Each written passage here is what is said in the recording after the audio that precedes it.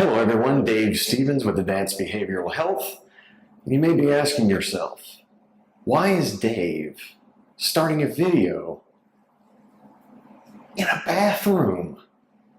I'm not that guy, but I'll have the answer for you coming up next on ABH Mind.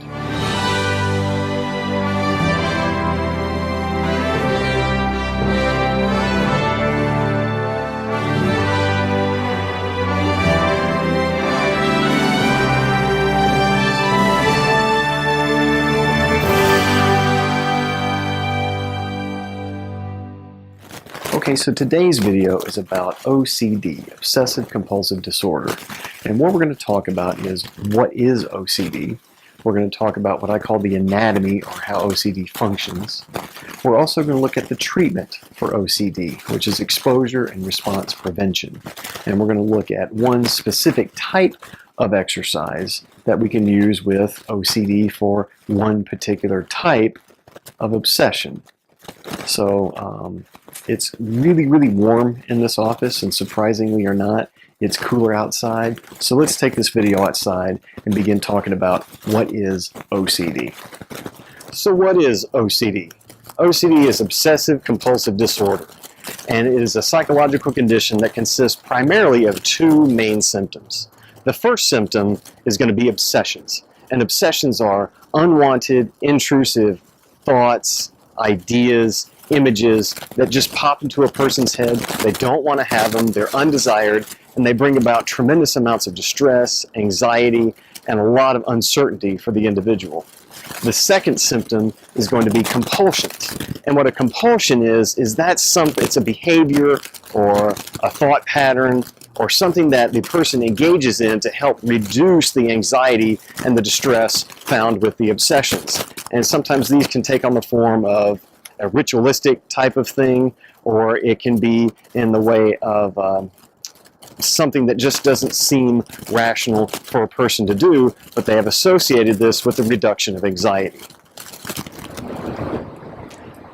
So what does OCD actually look like? What I'm going to do is I'm going to draw out what I call the anatomy of OCD. And this is the function or the process of what happens with someone who suffers from this disorder. So down here, we're going to call the everything is okay line. And when everything is okay, that means there's no intrusive thoughts, there's no unwanted images or anything else that have popped into our head. Our future is certain, we're relaxed, and we're calm. Up here, we're going to call this line our limit of tolerance.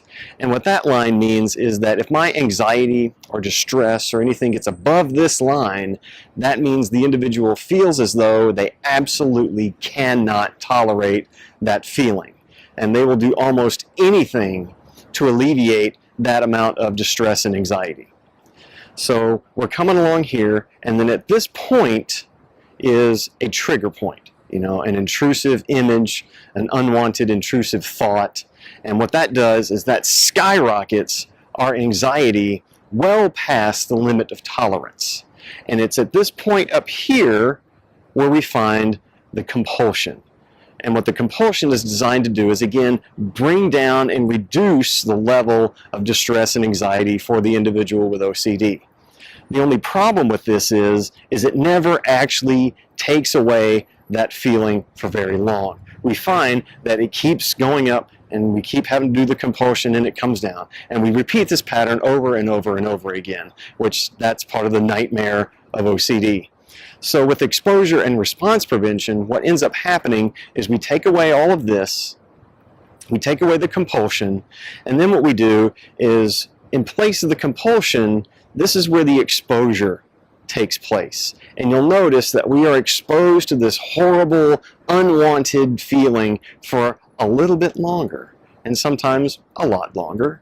But anxiety has a life cycle of its own, and it will eventually die out. And when we learn that that our anxiety can be alleviated without having to engage in the compulsion, the brain learns this, and what ends up happening is these compulsions end up being extinguished because the brain has now learned there is no danger. So that's what I call the anatomy of OCD. So what we're going to talk about now is the treatment for OCD. And the treatment for OCD is something we call exposure and response prevention, or ERP. And that simply is where we expose people to the anxiety-provoking stimulus, such as the intrusive, unwanted thought or image, while at the same time preventing that person from engaging in the compulsion or the ritual that they have associated with the reduction of their anxiety. The second part of treatment typically involves medication. Yes, there are rare instances where people can get through OCD without medication, but it's few and far between. Almost always, most everyone that I have seen, we will give them something called the Y-BOCS, and that's the Yale-Brown Obsessive Compulsive Scale. And depending upon where they fall on that scale is when we typically recommend medication or not. And more often than not, people tend to fall a little bit higher, and that typically means that it's going to be very, very difficult for people to fight OCD without the use of medication. So I know a lot of people are against medicine, but a lot of these medicines have been around for a long time, and we have great research on them, and they really do help. So now we're going to talk about one example of the treatment for OCD. So we're going to talk about something called contamination fear, and that is where people have the obsession and the intrusive thoughts that if I touch something, it's contaminated, I'll be contaminated, I'll get sick, I'll get my family sick, things will be dirty, I don't like the feeling of being dirty.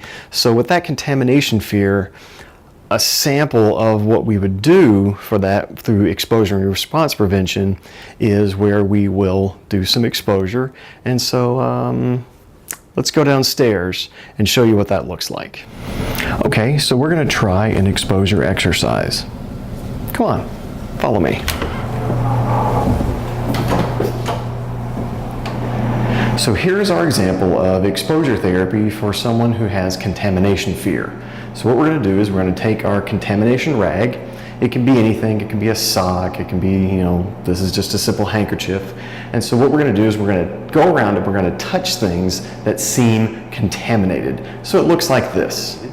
So we're going to wipe down the handle here to flush the urinal. We're going to wipe down all around over here. And that's just one thing with our contamination rag. And we'll touch things like the handle on the sink and the sink itself. We'll wipe down parts of that, get it really good and contaminated with all the germs. Yuck.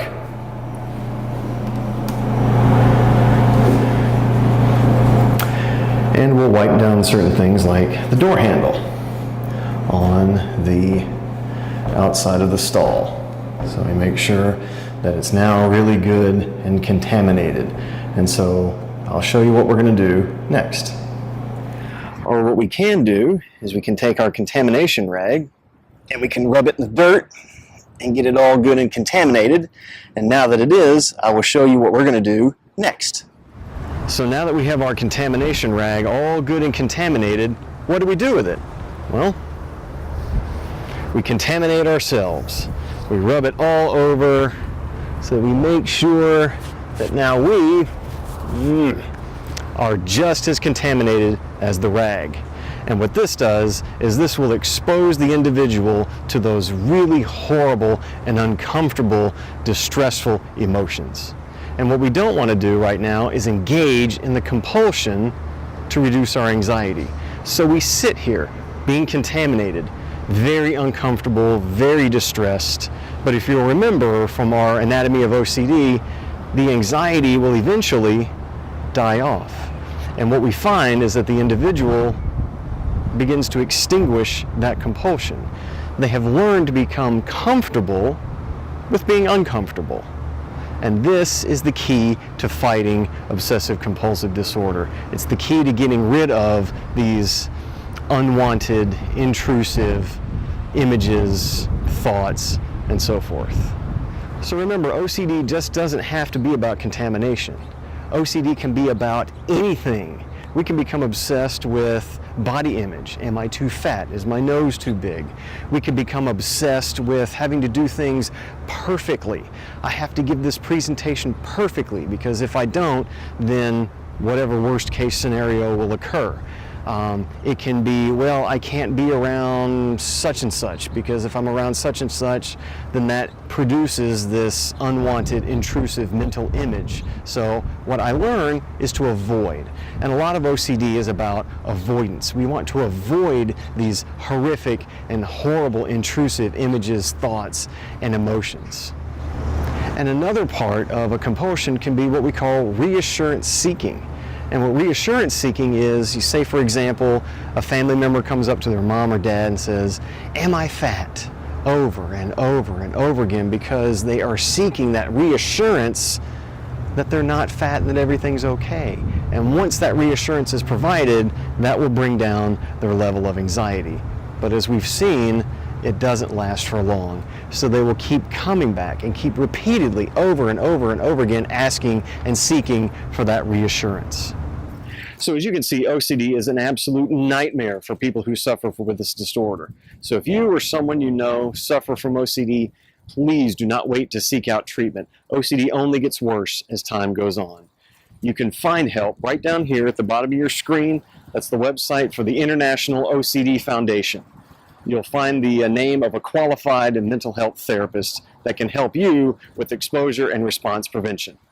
Well, that's it for today. I'm Dave Stevens with ABH Mind and Advanced Behavioral Health, reminding you, live beyond the average. See you next time.